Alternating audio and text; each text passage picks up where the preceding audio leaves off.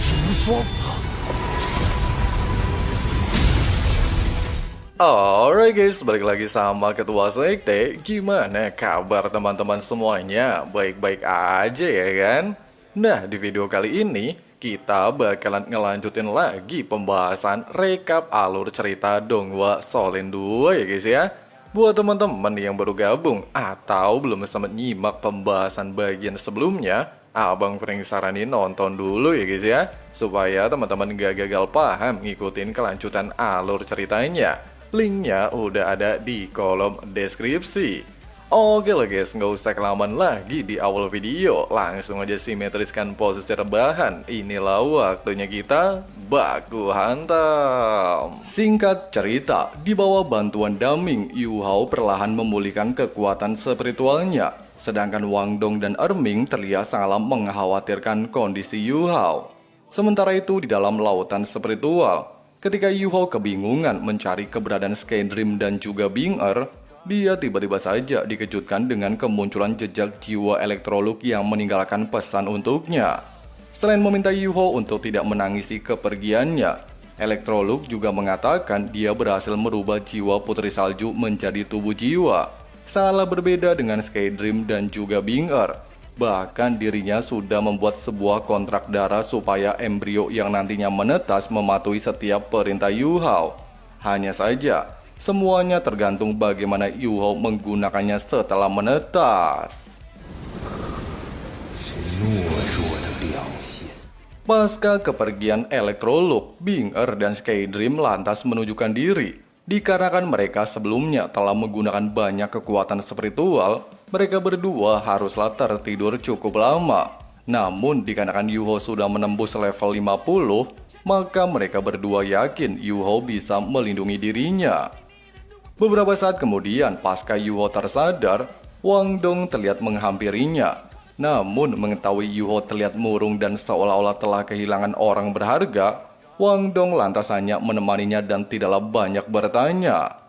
Dikarenakan Wang Dong haruslah segera mendapatkan cincin roh ketiga, maka dia harus segera pergi selama kurang lebih 3 hari.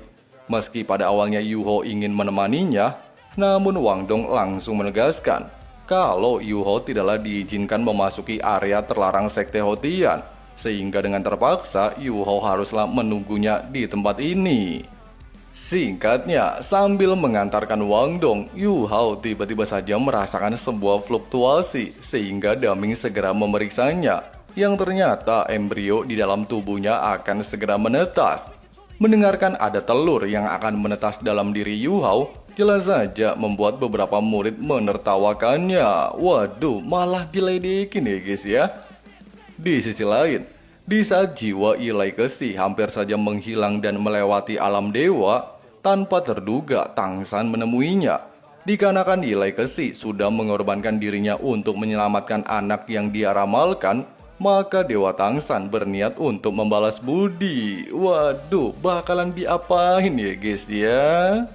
Menyadari embrio di dalam tubuh Yu Hao akan segera menetas, baik Daming dan Erming terlihat mengawasinya dengan sangatlah serius. Sementara itu di dalam lautan spiritual kedua alias mata takdir yang sebelumnya ditinggalkan Electrolux, embrio yang berada di tempat ini terlihat menunjukkan sebuah reaksi luar biasa hedon. Bahkan setelah berhasil menyerap sebagian kekuatan spiritual dari lautan spiritual pertama, embrio tersebut terlihat melepaskan 8 segel bunga teratai es, membentuk sebuah janin seolah-olah seperti bayi yang akan dilahirkan. Di bawah bantuan 8 segel es yang perlahan menyatu dan seolah-olah kembali ke dalam embrio serta memberikan sebuah kekuatan spiritual, embrio yang berada di dalam lautan mata takdir pada akhirnya menunjukkan sebuah retakan. Bahkan energi yang dilepaskan dari dalam mata takdir mampu dirasakan oleh Daming dan Erming.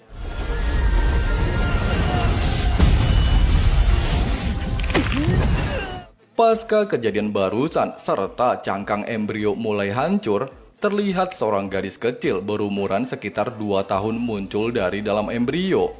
Bahkan dengan sangat santuy memakan sisa-sisa cangkang embrionya.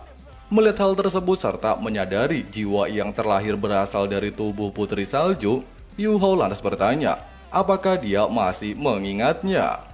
Mendengarkan hal tersebut, serta seolah-olah telah kehilangan ingatannya pasca penyegelan yang sebelumnya dilakukan Electrolux, Putri Salju pada awalnya hanya terdiam.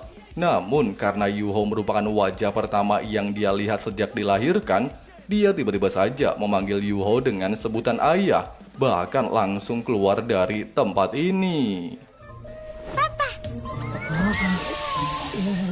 Di saat Yuho benar-benar terkejut dipanggil bapak sama tubuh jiwa Putri Salju, Erming justru merusak suasana dan bertanya, apa yang terjadi? Siapa gadis yang muncul di depannya ini? Merasa takut dengan muka bapak Erming yang terlihat sangar, gadis salju tanpa sadar langsung mengeluarkan atribut esnya, sehingga mengharuskan Daming menggunakan kemampuannya untuk mengisolasi kekuatan tersebut.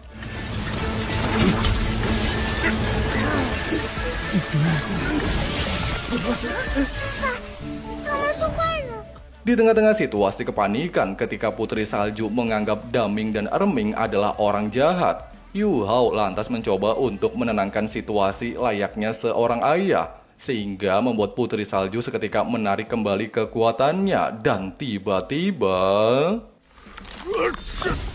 Di saat Erming mencoba untuk meminta maaf telah membuatnya takut, Daming lantas bertanya, apakah gadis yang saat ini bersama Yu Hao merupakan kehidupan baru yang dia ciptakan?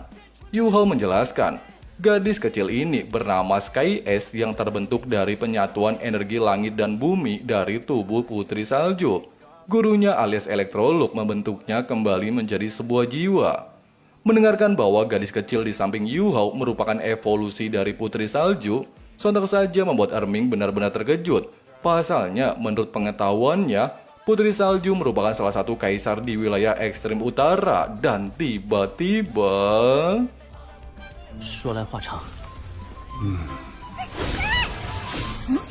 Belum sempat Yu Hao menjelaskan mengenai cerita panjangnya bisa mendapatkan jiwa Putri Salju, Daming lantas bertanya, apakah Sky S mampu menambahkan cincin roh untuknya? Lagi dan lagi belum sempat Yu Hao menjawab serta mendengarkan pertanyaan barusan, Sky S tiba-tiba saja bereaksi melihat susunan cincin roh Yu Hao. Namun setelah melakukan pemeriksaan, dia tiba-tiba saja menjadi salah murung. Pasalnya tidak ada tempat bagi cincin rohnya. Mendengarkan hal itu jelas saja membuat Yu Hao merasa heran. Dirinya baru saja menembus level 50, sehingga masihlah ada satu slot kosong untuknya. Di saat Putri Salju mengatakan satu slot cincin roh saja tidaklah cukup, Erming lantas meminta Yu Hao menunjukkan roh pelindung keduanya. Tanpa basa-basi dan banyak cengcong, Yu Hao pada akhirnya menunjukkan roh pelindung Kaisar Es Bing-er dengan satu cincin roh 400.000 tahun, sehingga Putri Salju bergegas memulai aksinya.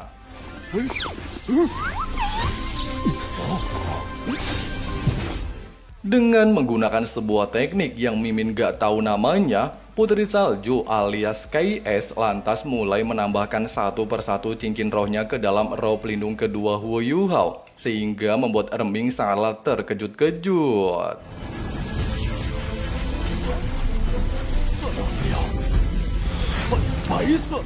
Sampai akhirnya 4 cincin roh baru mulai menyatu ke dalam tubuh Yu Hao.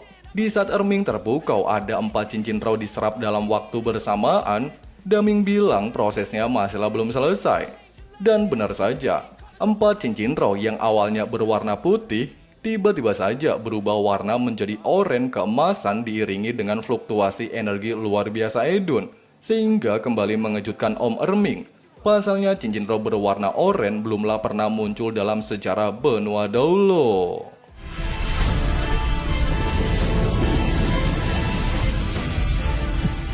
Melihat Sky S kembali muncul setelah memberikan cincin roh, sontak saja kembali membuat Erming heran. Tapi Yu Hao menjelaskan, 4 cincin roh yang sebelumnya ada di roh pelindung keduanya bukanlah cincin roh yang sebenarnya, melainkan mewakili 4 kemampuan utama Sky S. Selain berguna untuk menyimpan kekuatan, Sky S sendiri bisa memulihkan kekuatannya dari 4 cincin rohnya. Meskipun pada kenyataannya, cincin roh dan tubuh jiwa Sky S terpisah dari tubuh Yu Hao, Namun Yuho sendiri bisa merasakan kalau mereka berdua memiliki sebuah ikatan dari kontrak darah yang sebelumnya dilakukan Electrolux. Mendengarkan hal itu, Daming lantas berniat untuk melihat seberapa baik kerjasama yang bisa Yuho lakukan dan SKS. Tepat ketika mereka berjalan keluar dan Erming ingin memeluknya, tiba-tiba saja...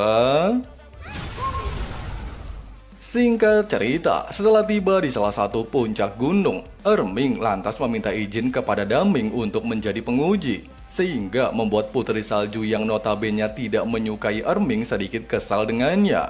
Meskipun di momen ini Daming menyetujui permintaan tersebut, namun Erming dilarang menggunakan kekuatan roh pelindung. Jika melanggar, maka dia akan dianggap kalah.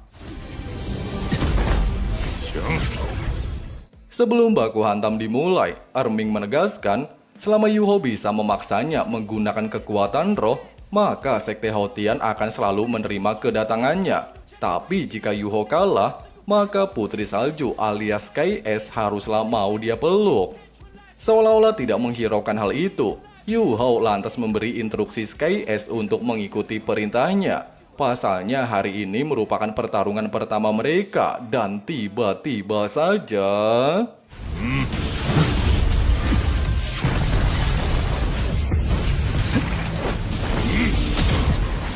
Satu persatu serangan fisik yang dilancarkan Yuho jelas saja tidaklah ada efeknya bagi Dewa Erming. Sampai akhirnya King Yuho menggunakan teknik dominasi mutlak tinju Aldos untuk mencoba menekannya.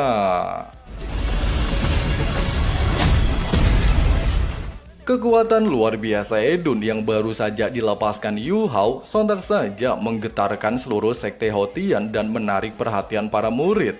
Bahkan mengetahui kalau tetua kedua alias Om Erming sedang melakukan baku hantam dengan Yuho, beberapa murid terlihat berlari untuk menyaksikan jalannya pertandingan. Sementara itu, di saat Erming menyombongkan diri, Yuho lantas berniat menggunakan kemampuan Kaisar Es Bing-er yang sesungguhnya.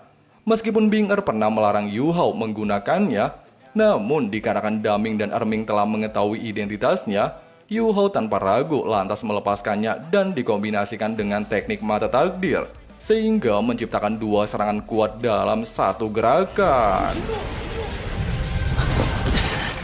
Walaupun serangan kombinasi yang dilepaskan Yuho menimbulkan ledakan kekuatan luar biasa Edun yang dapat dirasakan oleh beberapa murid Sekte Houtian, namun hal itu ternyata belumlah mampu menekan Om Erming, sehingga membuat Yuho benar-benar kebingungan. Tepat di saat Yuho ingin menggunakan alat roh, SKS tiba-tiba saja menunjukkan diri dan memintanya untuk melakukan kerjasama. Bahkan Yuho sendiri kini siap mendengarkan perintah darinya. Beberapa saat kemudian, ketika Huo Yuho melepaskan kemampuan domain Es Bing-er, SKS sendiri melepaskan kemampuan domainnya, sehingga menciptakan dua domain es secara bersamaan.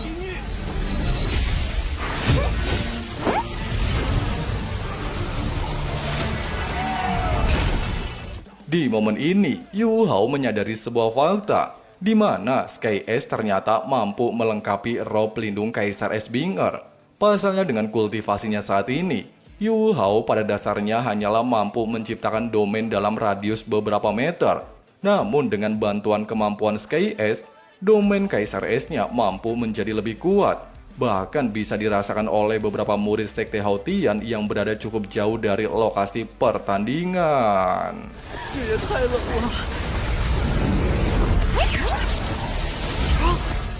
Di saat Erming kehilangan posisi Yuho di bawah domain es ini, SKS tanpa jeda lantas menggunakan kemampuan keduanya yang disebut sebagai telapak tangan Kaisar Es Salju, menyalurkan seluruh kekuatan dan atribut es di telapak tangan kirinya, sehingga mampu menciptakan serangan fisik maha dahsyat. Melihat hal itu, Daming lantas meminta Erming untuk berhati-hati. Pasalnya teknik yang digunakan Yuho merupakan salah satu teknik terkuat milik Putri Salju. Dan tiba-tiba...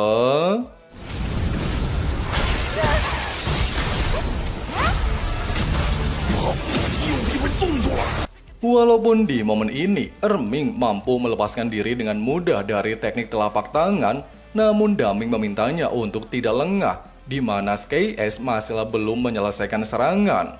Dan benar saja, kata-kata Daming langsung terbukti. Sky S tiba-tiba saja melakukan gerakan menari. Sesaat kemudian menggunakan teknik pedang es Kaisar Salju. Dari bentuk dan cara menggunakannya, hampirlah mirip seperti teknik ketujuh milik pedang Dolo Chenshin di Solen Season 1.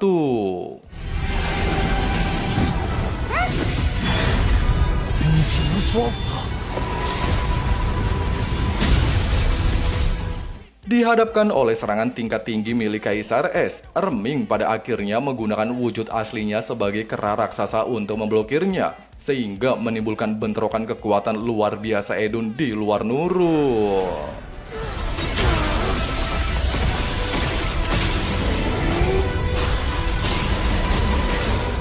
Lagi dan lagi, di saat Erming menyombongkan diri mampu memblokirnya, Sky S yang udah enak banget sama Om Erming lantas memberikan dorongan kekuatan kepada pedangnya, sehingga membuat Yuho merasa panik dan tiba-tiba saja...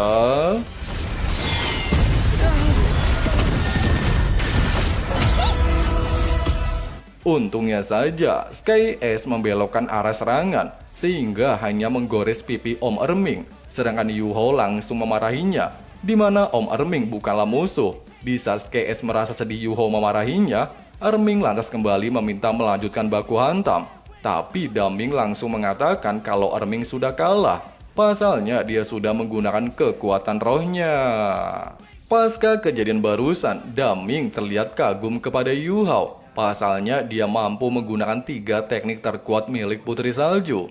Ucapan barusan jelas saja menarik perhatian Erming dan Yuho. Apa sih kemampuan tersebut? Daming menjelaskan, di dunia binatang roh, ada 3 kemampuan kuat dari wilayah ekstrim. Pertama, domain es tanpa batas. Kedua, telapak tangan es. Dan yang terakhir, pedang Kaisar Es. Hanya saja untuk saat ini, Sky S masihlah jauh dari levelnya di masa lalu.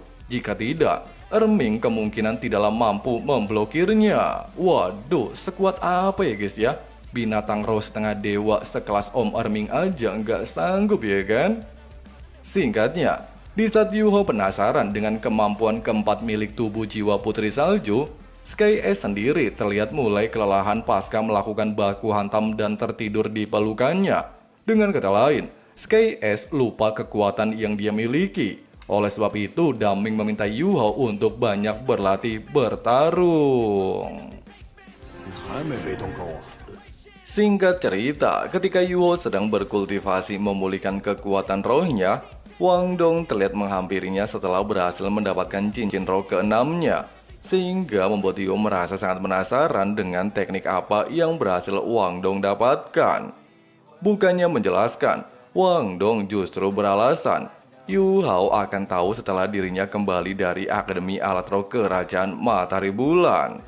Tidak ingin kalah calon istrinya tidaklah menjelaskan hal itu, Yuho lantas menggodanya, di mana dirinya juga memiliki rahasia dan hanya akan memberitahunya setelah kembali ke Akademi Shrek. Ucapan Yuho ini jelas saja membuat Wang Dong merasa kesal, sehingga mau tidak mau Yuho pada akhirnya menunjukkan tubuh jiwa Putri Salju alias Sky S. Merasa sangatlah senang melihat seorang gadis imut, jiwa perempuan Wang Dong pada akhirnya tidaklah bisa ditekan. Dia bahkan bermain-main dengan jiwa Putri Salju layaknya dengan anaknya sendiri. Melihat keakraban Wang Dong dengan Sky S sempat membuat Yuho merasa heran. Pasalnya hal seperti itu jauh melebihi keakrabannya. Bahkan tanpa sadar Yuho mengatakan, apakah Sky S tidaklah lagi menginginkan ayahnya dan tiba-tiba...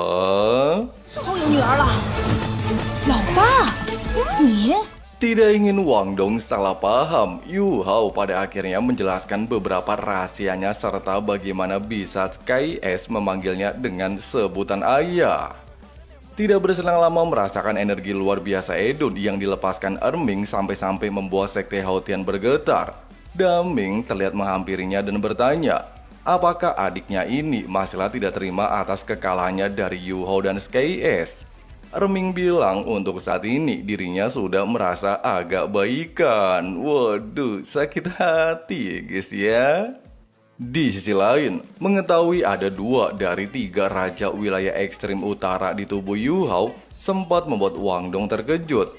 Hanya saja dia segera mengesampingkan hal itu, serta meminta Yu Hao mengembangkan metode kontrak jiwa warisan dari gurunya alias Elektrolog. Yu Hao menegaskan, dirinya memanglah sudah memiliki niat untuk mengembangkannya. Jika metode tubuh jiwa berhasil, maka kemungkinan bisa mengatasi perselisihan antara Master Roh dan binatang roh. Mendengarkan hal itu, Wang Dong lantas mengatakan kalau Sekte Haotian pastilah mendukung penuh tujuan tersebut. Singkat cerita, sebelum meninggalkan Sekte Haotian, Erming terlihat memberikan sebuah kantong kecil kepada Wang Dong. Bahkan setelah menerimanya dan mengucapkan salam perpisahan kepada kedua pamannya, Wang Dong tiba-tiba saja langsung ngacir tanpa menyapa Huo Yuhao. Waduh, ada apa ya guys ya?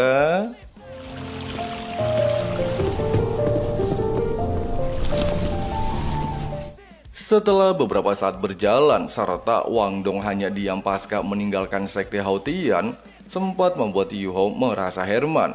Akan tetapi belum sempat dia memikirkannya lebih jauh, Wang Dong lantas mengatakan untuk berpisah di tempat ini, di mana dirinya harus kembali ke Akademi Shrek. Sedangkan Yu Hao masihlah harus menyelesaikan tugasnya di Akademi Alat Roh Kerajaan Matahari Bulan.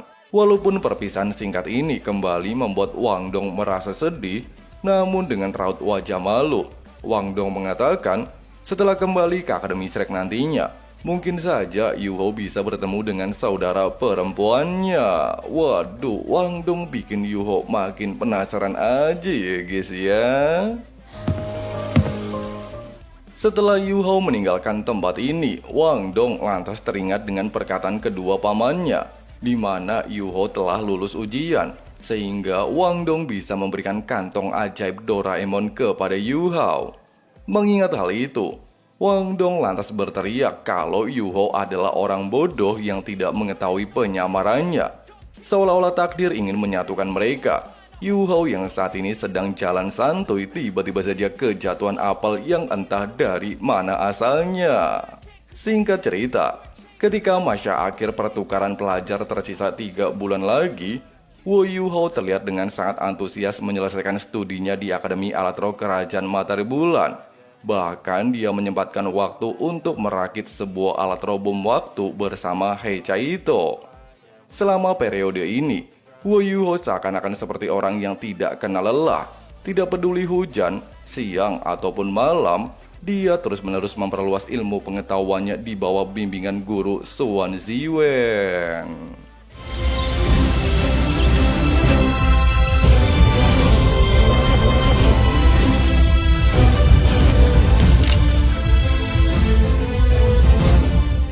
Sampai akhirnya pertukaran pelajar yang berlangsung selama 2,5 tahun tersisa 1 hari lagi, sehingga membuat Yu Hao semakin penasaran dengan perkembangan seluruh rekannya di Akademi Shrek. Beberapa saat kemudian, ketika Yu Hao sedang berjalan santuy, dia tiba-tiba saja dihampiri oleh Jue Chen yang sudah menunggunya. Melihat Yu Hao kini memakai seragam Akademi Shrek, sontak saja membuat Jue Chen sedikit terkejut dan bertanya, apakah Yu Hao akan meninggalkan Akademi Alat Roh Kerajaan Matahari Bulan? Yu Hao mengatakan pertukaran pelajar akan segera berakhir dan dirinya akan kembali ke Akademi Shrek besok pagi. Tidak ingin menyia-nyiakan kesempatan sebelum Yu Hao cabut, Jue Chen lantas menantang Yu Hao kembali melakukan baku hantam dengan alasan kalau dirinya mendapatkan banyak pencerahan kekuatan spiritual ketika melakukan baku hantam dengannya. Setibanya di hutan bambu tempat yang akan mereka lakukan untuk baku hantam, Jue Chen tanpa basa-basi melepaskan domain area miliknya untuk mengisolasi Wu Yu Hao. Meskipun terjebak di dalam domain musuhnya, King Kita terlihat sangat santuy, serta menggunakan teknik pedang Kaisar Es untuk mengimbangi serangan pedang Jue Chen. Duel sengit dengan pemandangan luar biasa menghiasi setiap serangan yang mereka saling lepaskan. Sampai akhirnya ketika kedua serangan bertabrakan, pedang es milik Yu Hao berhasil menghancurkan domain Jue Chen. Meskipun di momen ini Yu Hao bisa dibilang memenangkan duel, namun Yu Hao masihlah memuji perkembangan rivalnya. Pasalnya, Jue Chen kini mampu meningkatkan kekuatan pedangnya, bahkan seolah-olah menyatukan kekuatan spiritual dan kekuatan roh dalam setiap serangan. Pasca baku hantam selesai, Yu Hao terlihat bertanya kepada Jue Chen apa nama domain yang dia gunakan. Jue Chen bilang domainnya disebut kesunyian. Hanya saja ketika berhadapan dengan pedang Yu Hao, dirinya justru merasakan kesunyian dan dingin sangatlah ekstrim. Yu Hao menegaskan, pedangnya disebut es tak tertandingi, sebuah teknik baru yang baru saja dia latih. Mendengarkan hal itu, sontak saja membuat Jue Chen merasa murung. Pasalnya, Yu Hao belum mengeluarkan teknik dominasi mutlak, tapi dirinya sudah kalah. Yu Hao menegaskan, mereka berdua bisa dianggap imbang. Selain domain Jue Chen masihlah belum sempurna, Jue Chen sendiri belumlah mengeluarkan kekuatan tubuh pedang. Walaupun perkataan Yu Hao adalah fakta, namun pada dasarnya ada sebuah selisih kekuatan besar di antara mereka. Dengan alasan tersebut, Jue Chen lantas berambisi untuk lebih kuat sebelum kembali menantang Yu Hao berduel. Oleh sebab itu, setelah Yu Hao nantinya kembali ke Akademi Shrek, Jue Chen sangatlah berharap mereka masihlah memiliki kesempatan untuk berduel. Di saat Yu Hao sedang memikirkan baku hantamnya melawan Jue Chen serta teringat harus memberikan laporan kepada guru Suan Ziwen, dari sisi kejauhan Jing Hongchen terlihat menatapnya dengan sangatlah sinis. Orang ini seolah-olah mendengar seluruh percakapan Yu Hao dengan Ji Jue Chen. Beberapa saat kemudian, Guru Suan terlihat bangga dengan semua hasil penelitian Huo Yu Hao tanpa adanya keluhan. Meski dirinya sangatlah senang bisa menjadi gurunya, namun Guru Suan juga terlihat sedih sebentar lagi akan kehilangan seorang murid berbakat. Pasalnya acara pertukaran murid sudah berakhir. Sambil mengucapkan terima kasih atas bimbingan Guru Suan, Yu Hao sendiri mengatakan dia masihlah ingin belajar banyak darinya. Ucapan Yu Hao ini jelas membuat Guru Suan teringat dengan percakapan 2 tahun yang lalu, di mana Yu Hao pastilah ingin membujuknya bergabung dengan Sekte Tang. Yu Hao menjelaskan, dirinya pastilah berusaha untuk membuat Guru Suan berubah pikiran. Bahkan selama beberapa bulan terakhir, dirinya membuat sebuah penelitian. Hanya saja membutuhkan kepercayaan untuk menunjukkannya.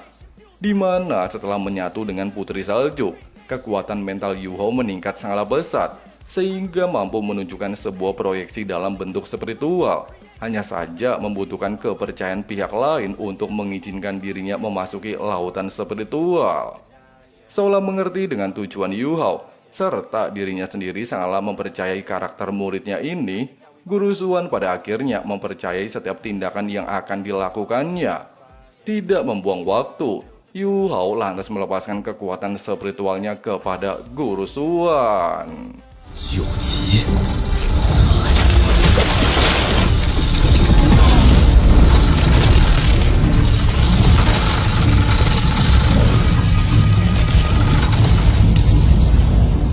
Dengan proyeksi spiritual, Yu Hao menunjukkan sebuah alat roh bom waktu dengan aura luar biasa edun, sehingga membuat Guru Suan terkejut-kejut bukan main.